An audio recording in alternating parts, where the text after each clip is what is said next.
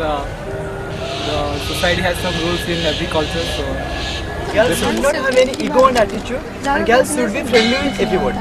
A girl should be queen of herself, so that she would exfoliate internally as well as externally. यार हम लोग लड़कियां हम अब खुद की रानी होना चाहिए, हम लोग किसी का क्यों सुने? In a little bit wrong way towards the Western culture. The youth should not forget the Indian tradition. कोई भी ऐसा कल्चर है जो किसी भी तरह से किसी भी मतलब कि कोई भी फॉर्म है लड़की के स्टैंडर्ड का, लिविंग का, बिहेवियर का, और अगर कोई भी कल्चर, कोई भी समाज, कोई भी तरह का सोसाइटी का जो तौर तरीका है अगर उसको मतलब पुश बैक करता है तो वो मतलब बिल्कुल नहीं होना चाहिए. A girl should behave as she wants to be in the society. तो सबसे पहली बात है कि हमेशा जो सोसाइटी में जो बिहेवियर है गर्ल्स का वो इस बात से जज किया जाता है कि हमारा कल्चर क्या कहता है, हमारा ट्रेडिशन क्या कहता है. लेकिन ट्रेडिशन और कल्चर ऐसा जो किसी भी तरह से किसी भी प्रोग्रेस को रोक रहा है या डेवलपमेंट को रोक रहा है तो वो कोई कल्चर नहीं है, कोई प्रोग्रेस नहीं है. सबसे पहली बात तो है कि क्रिश्चियनिटी, हिंदुइज़्म और जो यहाँ पे इस्लाम है, ये तीन चीज़ के ऊपर है. इस्लाम हमेशा पीछे रहा क्योंकि वहाँ पे लड़कियों को छूट नहीं मिला. जो उससे पीछे रहा वो हिंदुइज़्म है, जो हमारा कल्चर है, इंडियन कल्चर, वहाँ पे भी लड़कियों को आगे नहीं जाने को मिला. तो ऐसा कुछ अगर क्रिश्चियनिटी में हुआ जहाँ पे लड़की काफ़ी ओपन थी, तो अगर यूएसए डेवलप किया, इंग्लैंड डेवलप किया तो सिर्फ इसलिए क्योंकि उनका कल्चर जो है वो लड़कियों को सपोर्ट किया. हम इस बात को पूरी तरह से सपोर्ट करते हैं कि girls should behave in a society just as she wants to be, and there is no culture, there is no tradition that should push her back.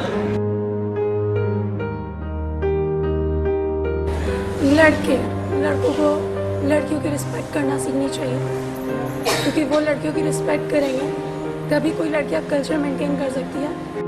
लड़का लोगों को क्या होना चाहिए कि बिंदास होना चाहिए लड़का लोग को जैसे होते हैं, लेकिन एक लिमिट होना चाहिए. कोई लड़के क्या करते हैं कि अपने लिमिट के ऊपर जाके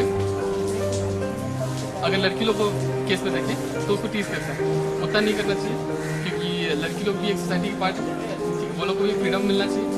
लेकिन टीजिंग करना तो लड़का लोग का जन्मसिद्ध अधिकार है. We are giving the all boundaries, limitations, condition to the girls only, and we are let the boys to wander like tiger and lion. So that I think the boys should have also some limitations, so that they will also try to respect the girls.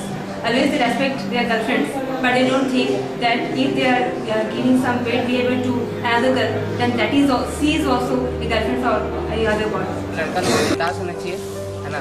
हर काम वो लोग कर सकते हैं.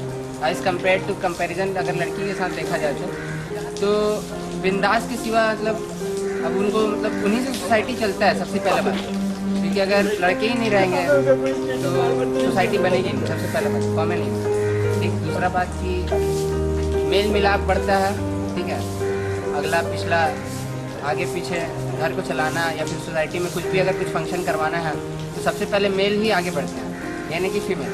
ये है कि लड़कों को सपोर्ट करना चाहिए हर चीज़ में, चाहे किसी चीज़ में भी. अगर वो नहीं कुछ कर पा रहे हैं या फिर वो सोच रहे कि ये हमसे ना हो पाएगा, हर कोई दूसरा कोई सोच रहा है कि ये उससे हो जाएगा, तो उनको सपोर्ट करना चाहिए कि ठीक है तुम आगे बढ़ो, हम लोग पीछे से रहेंगे.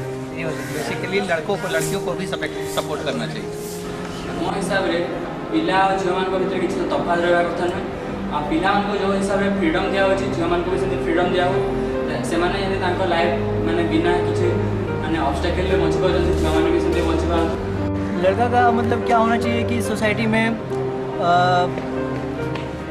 ऐसा एक मोरल वैल्यू सेट होना चाहिए, एक ऐसा पैरामीटर होना चाहिए, कि स्टैंडर्ड होना चाहिए कि उस स्टैंडर्ड पे मतलब लड़का अपने आप को मतलब एक आइडियल कंडीशन में अपने आप को ये कर पाए. हम हमेशा देखते हैं कि बहुत सारा एड्स आता है कि लड़कों को जो है मतलब लड़के रोते नहीं, इस तरह का एड्स आता है कि लड़के रोते नहीं, और उससे हमें ये सिखाना चाहिए कि लड़के रुलाते नहीं.